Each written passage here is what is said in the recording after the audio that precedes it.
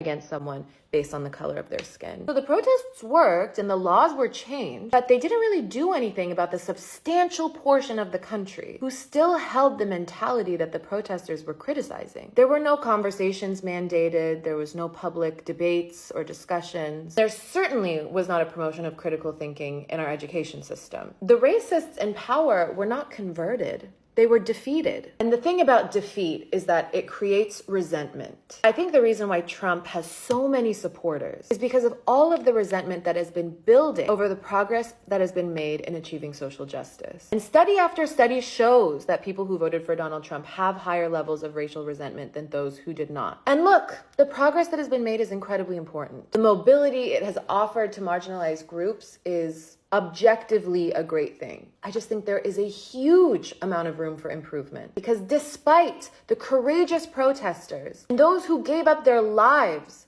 in order to get the Civil Rights Act passed, Black Americans still walk in America today afraid that they will be killed for no reason, killed by a government official for no reason, and that government official will get away with it, and that government official will get promoted. We've made so much progress as women, yet women in 2024 are afraid to walk alone at night and would rather be left alone in a forest with a bear than with a man. So what we've gathered is that the boycotts and the protests do lead to legislative action, and they do prevent people from being openly racist and openly homophobic and openly sexist, but the attitudes remain. So a couple of weeks ago, I made a TikTok saying how important it is for us to have conversations, to listen to each other and to talk to each other, because protests alone are not enough to move us forward in the way that we deserve.